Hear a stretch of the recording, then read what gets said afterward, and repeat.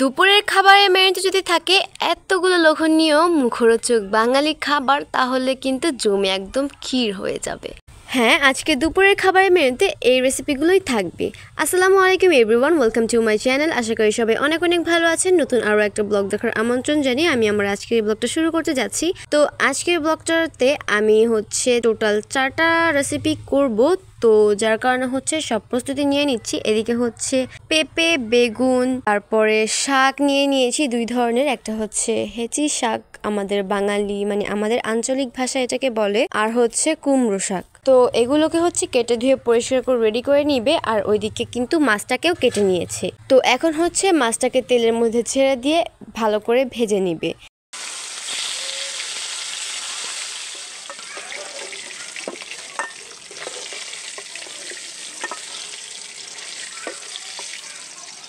তো এদিকে কিন্তু মাছটা অলরেডি ভাজা শেষ। এখন এখানে কড়াইতে বেগুন দিয়ে দিচ্ছে, বেগুনটাকেও ভালো করে ভেজে নিবে। তো বেগুনটা অলরেডি ভাজা শেষ, এটাকে এখন নামিয়ে নিচ্ছে। আর এখন মাছটা রান্না করবে, যার কারণে কড়াইতে যে আগেই তেল ছিল সেটার মধ্যে পেঁয়াজ আর মরিচ দিয়ে এটাকে হালকা একটু ভেজে নিবে। তো এরপরে এখানে বাটা মশলা দিয়ে দিচ্ছে পরিমাণ মতো। তো বাটা মশলাটা দেওয়ার পর এখানে মশলাটাকে ভালো করে কষিয়ে নিবে। তার আগে এখানে মরিচের গুঁড়ো, হলুদের গুঁড়ো আর লবণ দিয়ে দিল। এরপর এটাকে ভালো করে কষিয়ে নিয়েছে। এখন এখানে সেই ভেজে রাখা বেগুনগুলো দিয়ে দিল। এখন এটাকে মশলার সাথে একটু মিশিয়ে নিবে আর সামান্য একটু পানি দিয়ে এটাকে একটু কুক করতে দিবে।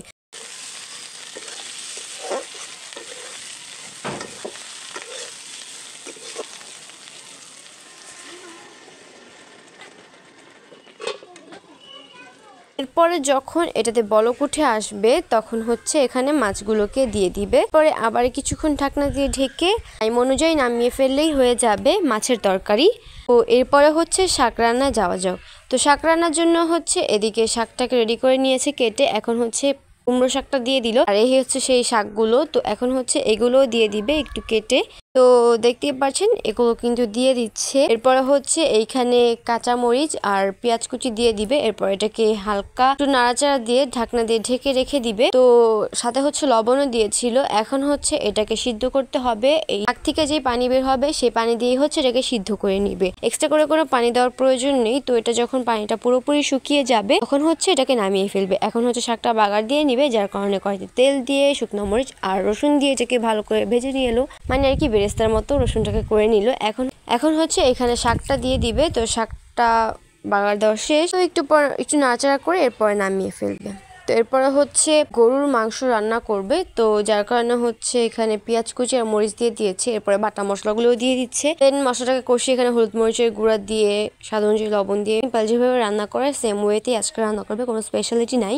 ওইটা তেমন আর ভিডিও করা হয় নাই, যার কারণে আর অ্যাড করা হয় নাই। তো এই তো আমার 4টা লোভনীয় খাবার কিন্তু রেডি হয়ে গিয়েছে। দেখতেই পাচ্ছেন চালতা দিয়ে ডাল তো একদম অনেক মজা। আর এখন যেহেতু চালতার সিজন, চালতা দিয়ে যারা যারা ডাল খান নাই অবশ্যই একবার হলেও রান্না করে খাবেন, অনেক বেশি মজা হয়। তো দেখা হবে পরবর্তী কোনো ভিডিওতে। ততক্ষণ সবাই ভালো থাকবেন। আল্লাহ হাফেজ।